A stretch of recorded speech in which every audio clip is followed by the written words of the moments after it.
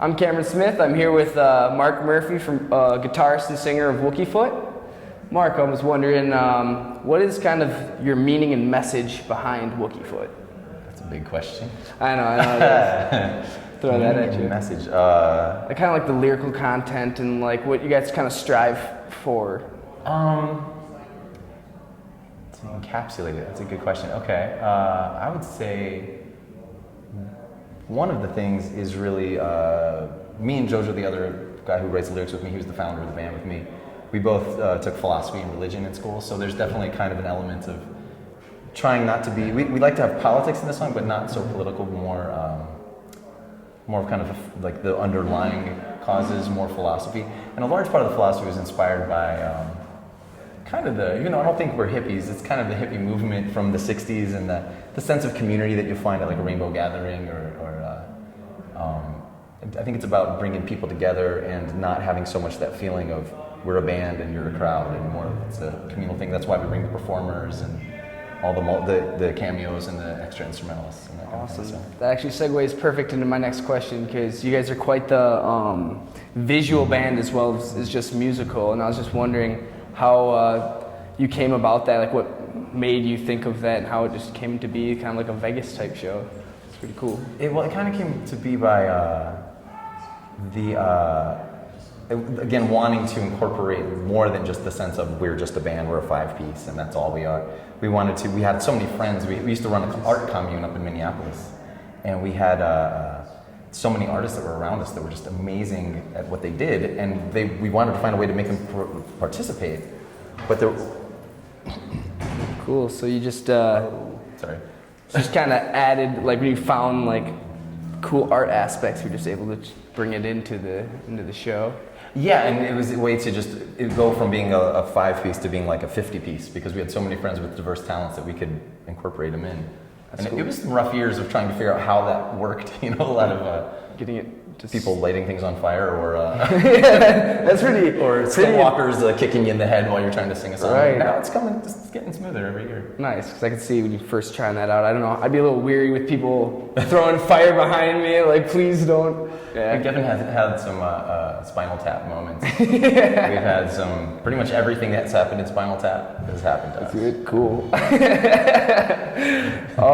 So then I was thinking, like, do you have any like awesome like memories that like what's your like if you had to pick out a favorite memory, which is probably hard to do, but over the years, one that really sticks out? That's a tough one. There was one time it was a couple years ago we throw a charity event at Harmony Park, which isn't too far from here, right? Project Earth? Project Earth. And it was 2 years ago at Project Earth. At the charity event, 2 nights in a row, we had tornadoes at night come through, and we had to evacuate the park. And I'm not from the Midwest. I have no idea what to do in a tornado.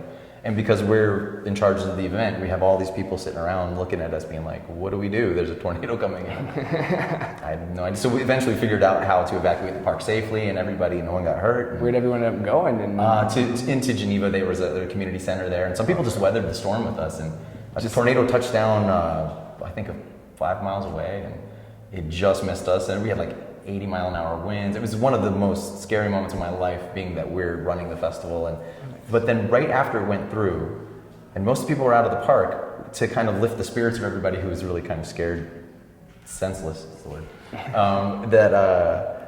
our bagpipers started playing some traditional Irish fighting songs, and then we got up on stage, and there was djembe bass playing and a sax player, and slowly the music started to come alive, and we didn't think we could possibly play a set with the lightning and the storm, but everything calmed down, and there was the crowd was standing in 2 feet of water in front of the stage, and we played a show for 2 hours anyway, and it was nothing that we had planned to do. Worked out. Just somehow it all worked out. That was Nice. a pretty magical moment. Sounds cool. I was actually gonna touch on Project Earth and like the charities that kind of goes to, and like the other side of Wookiefoot, where there's the music aspect, but there's also like giving to the charity. You guys are very charitable people. Well, I appreciate that. We a few years ago, about 6 years ago, we decided that the community had grown so strong that we wanted a way to do something more than just. I mean, it's fun to perform, and it's fun to throw festivals and get everybody together, but we knew there was something more that we could do as a community. And we really hope it would build a sense of community too. It's not just raising money for people in need, which is definitely a large part of it. But it's also raising awareness of that part of the world to people here, and even more so getting people here inspired to participate and go travel. And there's so many benefits from that cycle that happened. And so then we started the 501c3 nonprofit, and the event, we originally were throwing the event one-time thing, and we thought we'd do it and raise a couple $1,000s or something. And I think it's raised over $300,000 in the last 6 years. Completely amazed us. We had no idea that was going to happen. That is awesome. It's amazing. So, which provided a whole new outlet for us, because we were traveling every year in the winter, because we're not from here, like I said, and we have no idea how to deal with the Minnesota winter. So we would go to Thailand or India or just South America, anywhere we could to go warm and cheap. And we met all these amazing people in our travels and started to see the needs that they had, these organizations that were just unbelievable that existed already, and a way to bridge our community to their communities. And it's grown faster than we can even kind of manage it, actually. So nice. Yeah, I was watching some of the other side of the jar videos, and saw the one with you guys and Michael Franti. Okay. And you met him, and I was wondering, was that part of a charity thing, or did you guys meet Michael Franti before and then decide to go down there? Oh no, we know some people from his organization, and we've played some shows with him before, and he's a very charitable guy. He was a big inspiration for us starting the nonprofit. He has his Power to the Peaceful festival that he does in San Francisco, unfortunately the same time that we do Shangri-La every year, so that's why we can never book him, which is annoying, but it's cool because it's a beautiful thing he's doing. And so on that trip, he was doing a Power to the Peaceful trip to Brazil to play an amazing experience. He and that crew wanted us to come along and experience the thing with him, and we were donating to Power to the Peaceful as well. And so that was fun. He did a show for the wealthy people in Sao Paulo, which is a very wealthy city, but it also has really horrible poverty and really bad ghettos. And so the second night he did a show in one of the worst favelas. That was a really dangerous place, and he threw a free show for the most impoverished people with the money that he'd raised from playing a show for the wealthy people. It was really, that is cool. Really brilliant way to do it. Yeah, it is. And he turned us on to a wonderful organization down there called Casa de Zozino, which is a school for orphans and impoverished people down there, which is an amazing experience too. So nice. He's been a real inspiration. All right. Well, I'm gonna switch it up to the CD that you guys just came out with, and anything you want to touch base on that with the creation of it and how it all came to be. Ready or not, go. Ready or not, I like it. Ready or not. Well, it's interesting how it kind of formed, because we had some songs already partially written, and then Jojo was out in Bali at an event called Bali Spirit Fest, which is a beautiful kind of yoga and music event out in Bali they do every year. And he met an artist named Luke Brown, who is just a phenomenal artist, kind of in that style of Alex Gray. And he has this most amazing paintings. And Jojo asked if we could license one of them for our CD art. It was that powerful, and it's the one that is the cover of Ready or Not now. I don't know if you've seen it. It's the monk sitting in front of the Tibetan deity Mahakala.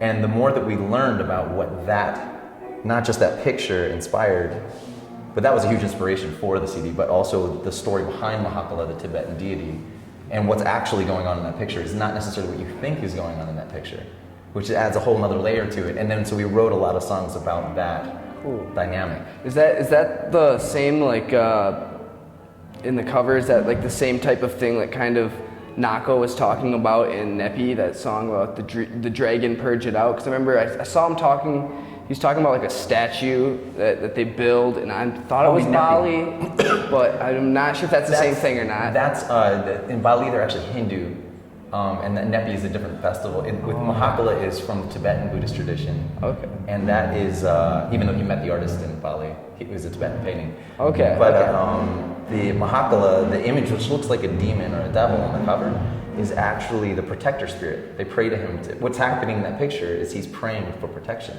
Okay. From that thing that looks like it's going to kill him. Yeah. Part of the idea behind it is he looks horrible to you when you're not ready to embrace it.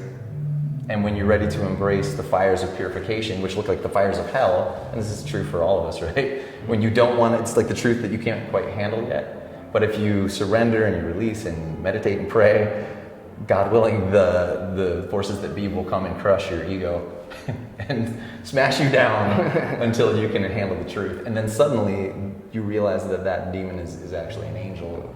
It's kind of like the angel death myth in Christianity. Okay. It's similar to that, but Cool. so it's weird because when you look at that picture, it looks like he's coming at that guy with a knife, but really that knife is to cut his ego open so that he can go to Shangri-La. There we go. Yeah. I like it. I like it. Shangri-La, not the festival, but the actual place of Shangri-La. Yeah. I got you. Yeah.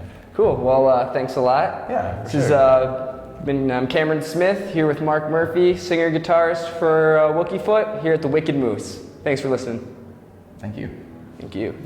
Thanks so much. Awesome. Man. That was awesome, man.